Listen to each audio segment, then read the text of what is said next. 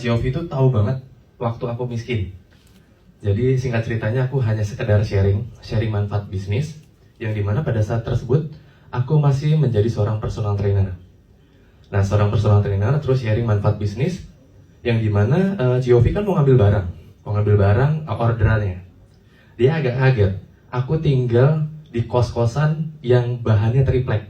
Kos-kosan bahannya semen mendingan ya. Ini triplek teman-teman. Dan di dalam itu ada cucian mobil. Yang kamar mandinya di luar, yang ada pohon, yang kadang-kadang ada ular pohon suka jatuh. Nah, aku bilang, aku juga agak bingung nih. Ini orang kaya, gimana bisa trust dengan saya? Seorang yang personal trainer yang dimana ngomongin bisnis, tapi dia sendiri miskin. Dan yang aku kaget adalah mobilnya Geoffrey kan Mercy SUV ya. Kita tahu harganya lah berapa miliar lah. Dia datang, aku kaget kan. Aku pakai celana pendek begini, waduh. Ini bawa suaminya datang ke tempat leadernya miskin teman-teman. Nah, itu yang aku salut sama Geoffrey. Nah, ini aku mau tanya nih, Geoffrey kenapa bisa trust dengan orang yang dimana pertama kita mungkin belum begitu lama kenal, terus dan Geoffrey melihat sendiri bahwa aku broke ya, kondisi miskin tapi ngomongin ini Cik bisnisnya bagus dan ini miliaran. Tapi pas ngelihat kos-kosan triplek, ini gimana ceritanya gitu. Tapi dia percaya gitu. Nah, itu yang kita mau tahu nih. Aku mau tahu juga alasannya apa bisa trust dan sampai bawa suami ikutan belajar tentang marketing plan, teman-teman. Mungkin aku bisa dengar ceritanya. Geoffrey. Berat nih. Ini seru soalnya ceritanya nih. Gini, saya itu hidup dengan respect dari dulu. Ya, karena saya diajarkan dari keluarga saya itu harus respect. Apapun kondisi orang di depan kamu, jangan pernah mandang seseorang itu rendah. Karena itu ada berlian buat kita, ya kan? Kita nggak tahu suatu saat, ya kan? Nah, itu yang ditanamkan di hidup saya. Saya tidak dilahirkan kaya dari lahir, enggak. Ya, jujur tekstil saya itu dimulai dari nol juga. Dari modal saya kumpulin duit 100 juta, itu kita join bareng sama suami. Ya kan, itu bikin pelan-pelan kredit mesin segala macam, itu pelan-pelan loh dari trading, ya kan. Itu saya juga dari nol gitu loh. Memang keluarga saya berada, tapi saya tidak mau hidup di bawah minta-minta keluarga terus. Itu prinsip ya, itu prinsip. Nah gitu, jadinya apalagi kenal dengan suamiku, ya kan. Kebetulan dia dari US ya, pulang ke jodoh ya kemana ya kan. Nah, jadi dari situ kebetulan dia punya usaha tekstil yang dia mungkin nggak ngerti karena kan yang dijalanin kan keluarga ya. Akhirnya saya kenal, saya dijodohkan kebetulan kayak zaman Siti Nurbaya. Saya dijodohkan dan saya menerima karena apa, udah umur juga ya. Saya married umur 27-an. Jadinya ya udahlah, married lah, walaupun nanti cinta akan tumbuh belakangan gitu kan. Yang penting kan keluarga yang milihin pasti bagus, bener nggak? Nah, itu udah restu kan. Nah, dari situ saya juga punya prinsip kalau apapun yang kita lakukan itu harus istilahnya ridho lah ya, apalagi suami istri, dia harus merestui kita juga. Jangan sampai nanti kita melakukan bisnis malahan ribut. Nah, ribut itu kan rezeki hilang gitu loh, karena ribut terus kan, suami nggak dukung. Apalagi kalau istri yang begitu sebaliknya lah ya, jadi harus ada penuh dukungan. Memang suami saya itu orangnya skeptis soal MLM, apalagi dia denger, apa ini MLM? Katanya gitu. Kamu yakin mau jalanin? Katanya gitu. Pertama nanti kamu ditipu loh. Ya kan. Yang kedua, kamu itu udah cukup. Kamu kurang apa sih? Dia bilang gitu kan. Saya nggak kurang apa-apa, tapi saya mau mengisi waktu saya. Ya paling tidak saya tidak ada yang terbuang gitu loh. Ya kan. Memang dulu saya kebanyakan saya memang agak-agak susah ya untuk istilahnya diajak ngumpul-ngumpul ya kan. Belakangan ini dulu sih agak-agak mudah lah ya. Tapi saya itu banyak kerjaan juga karena saya handle pabrik sendiri. Saya handle istilahnya saya di bagian marketing. Jadi saya bagian distribusi ya kan. Suami saya bagian pabrik. Jadi saya udah bagi, kamu jatah kamu ya, saya jatah saya gitu loh. Jadi jangan campur aduk gitu kan. Nah, dari situ saya dari situ ada panutan kalau saya harus restu dia lah gitu loh. Dari situ saya ajak datang, yuk gua dikenalin bisnis nih. Halah, bisnis lagi gitu. Bisnis kamu kurang banyak ya, kata gitu kan. Dia bisnis arisan gitu kan. Enggak, saya bilang kali ini saya mau coba lah, karena saya mau produknya, saya bilang ya kan. Ada bisnisnya yang free, why not? Kan gak ada rugi ya kan. Masa gua dikasih bisnis gue cuma disuruh beli, gue udah keluar duit loh. Masa gue nyanyain sih? Terserah lu lah katanya kan. Ya udah, akhirnya kan ayolah ketemulah gitu.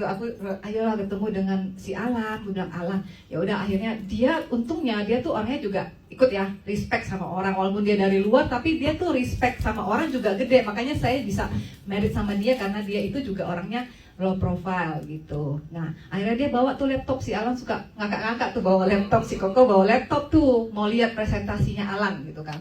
Nah, dia juga, aku bingung, ngapain lu bawa laptop ya? Yang punya data kan si Alan, gue bilang gitu kan. Presentasi siapa ya? Iya. Yang bawa laptopnya Pak? Iya, ya udah, suka-suka lu lah. Akhirnya dia ketemu, nah, terus udah dijelasin sama Alan, dia masih skeptis tuh.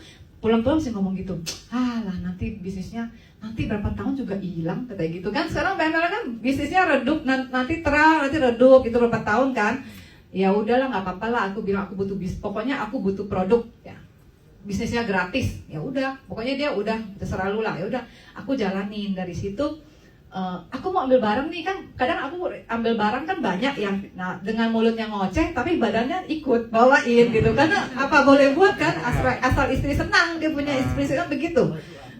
Ya udah, dari situ saya yuk Alan nggak di kantor, aku kan minta tolong kan nggak enak ya, kita punya rasa tuh kadang terlalu ngeberatin upline, aku orangnya tuh nggak enakan, pada dasarnya seperti itu. Ya udahlah, aku tinggalnya di Pluit sih, aku di Pluit, jadi aku berangkat ke Puri, kebetulan anakku juga sekolahnya di Puri, jadi sekalian aja lah aku ambil. Kebetulan Alan nggak di kantor, jadi aku harus ketemuin aku udah bawain ya, nanti ketemu aku di kosku. Ya udah, oke, di mana? Oh, di Puri, oh deket. Nah, ya udah, aku ikut. Ini kan tempat cuci mobil aku, lumayan sering aku kesini gitu. Dari situ dia ada kos-kosan juga. Akhirnya udah, aku nggak banyak ngomong sih. Oh ya. Tapi kadang, aduh bos, kasihan amat gitu. Kita kasihan loh, bukan memandang. Aduh kasihan banget ya. Sempat ilfil nggak sebenarnya? Ilfil nggak? Saya nggak ilfil. Orang tukang parkir aku temenin, kadang ngobrol gitu kan. Apalagi tukang sampah aku kadang suka ngobrol gitu kan. Jadi ilfil tuh enggak, karena respect, ya kan? Itu ternyata sekarang si bosku ini dia udah bisa beli rumah sendiri, ya kan, mobil sendiri, ya kan, dari hasil jerih payahnya dia loh, dan pendapatan dia udah miliaran. Berapa banyak deh income ngawas giliran saya Total 3,5 M teman-teman. Masya Allah ya. Sedikit cerita aja, aku juga nggak pernah. Kita tuh nggak bisa ngelihat masa depan ya, tapi kita bisa mempersiapkan. Jadi yang aku tahu adalah aku tuh suka afirmasi. Jadi kalau kadang ngelihat rumah orang-orang kaya tuh aku suka berhenti kalau lagi naik motor. Ini orang kaya ngapain ya kerjanya? Kira-kira one day gue bisa nggak sih? Tapi kan gue punya Tuhan yang maha kaya. Bagi Tuhan mudah. Yang jelas kita believe aja bahwa Tuhan itu one day akan kasih kita itu. Tapi saya suka kayak ngambil brosur rumah, saya tempel di kosan. Sampai teman-teman ngetawain saya, lu ngapain lo? Ada duit? Nggak ada sih, tapi gue suka aja ngeliat rumah kayak gini, kayaknya enak deh kalau tinggal di situ. Tapi nggak tahu kita kendaraannya di mana. Dan aku juga ngelakuin market survey sama klien-klien fitness. Kayak misalnya Ciovi misalnya jadi klien gue. Anyway waktu Cici seusia aku itu, Cici ngelakuin bisnis apa ya? Nah kalau misalnya bisnis dari warisan berarti sukses lewat Ciovi coret. Nah sukses sama banyak orang itu ternyata nggak bisa teman-teman yang equal sama kondisi kita. Nah ternyata ya thanks to AFC lewat bisnis jaringan itu bisa merubah nasib banyak orang dari yang nobody jadi somebody. Jadi tepuk tangan dulu teman-teman untuk AFC. Nah ini ya memang ada leader di tim lain yang kebetulan leader saya juga itu Kubing. Dia lagi fitness nih Bapak Ibu main triceps. Ini member kalau di celebrity fitness sampai kiamat. Jadi beli sampai itu tutup. Wah ini member mahal nih. Dan dia kok kerjanya nge-gym doang. Hampir setiap hari saya ketemu dia nge-gym. Kok kerja apa? Aku nggak kerja kan, aku bisnis. Bisnis apa? Jaringan. Jaringan tuh gimana ya Go ya? Kan emang kita kan research kan.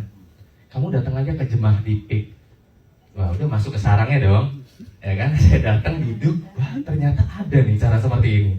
Ditambah keluar negeri, saya paling suka itu di alam bawah sadar saya Bu, Bapak Ibu. Saya pengen keluar negeri tapi gratis. Dan saya pengen punya time freedom. Nggak tahu itu alam bawah sadar saya, gue harus lepas dari seperti skema yang dimana karyawan. Nggak tahu kayak gimana ke depan, cuma gue punya belief itu. Yang mungkin teman-teman saya personal trainer tidak punya mindset seperti saya. Karena mereka bilang, gue punya ability di sini dan gue nyaman di sini, that's it. Kalau saya bilang, saya udah 5 tahun bekerja sebagai personal trainer, ngelapin keringat member, stretchingin. Saya bilang, ini mau sampai kapan? Saya punya limit, capek banget Bapak Ibu kalau ngajar boxing 1 jam, kayak gitu kan. Nah dari situ saya mikir, wah ini circle ini harus dipatahkan. Nah yang dari Kubing itu saya join, alhamdulillah saya sampai ke Korea, Singapura, Macau, Hong Kong, Shenzhen.